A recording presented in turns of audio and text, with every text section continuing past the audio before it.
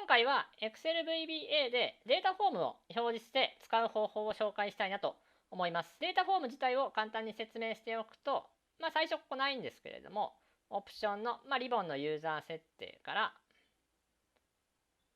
全てのコマンドにしてフォームというのがあります。こちらですね。このフォームを、ここの一番下に1回追加してあげて、OK を押すと、新しいタブができて、フォームという機能がここに入ってますね。これをこうやって押してあげると、この範囲で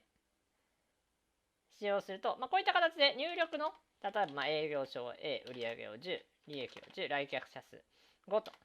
いう形でやると、こういった入力を補助するフォームが追加することができます。こういうフォーム機能なんですけれども、これをただ VBA で表示するだけになります。ユーザーフォームをいちいち作らなくても、こういった形で入力を補助できるものが作成できるんで、簡単な機能なんですけれど、こういった形ですね。で、いらないところがあれば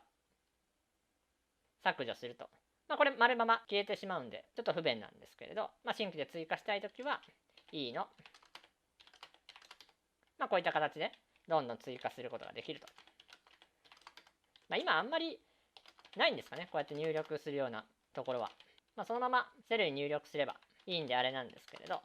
これを、こういった形で追加するんじゃなくて、VBA でポチッと出すように、これは削除したいなと思います。使用するのはシートのワークシーツ説明のドット小データフォームという機能になります。ただこれだけでこういった形で出すことができるんですけれども、こういった形で入力したいときに、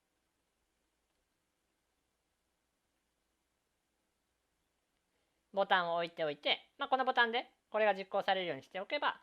こうやってポチッと開いて、入力しようと思ったときにこうやって入れてあげると、今日は C の10の20の30、D の20の30の40、E の20の30の40と。で、閉じて、また入力しようと思ったらここを押すと。Z の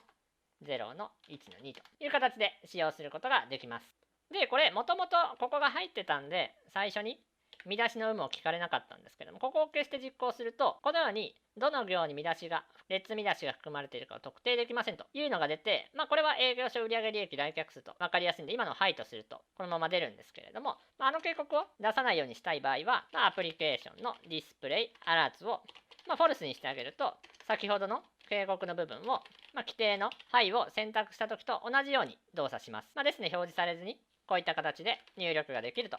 いう形になりますね。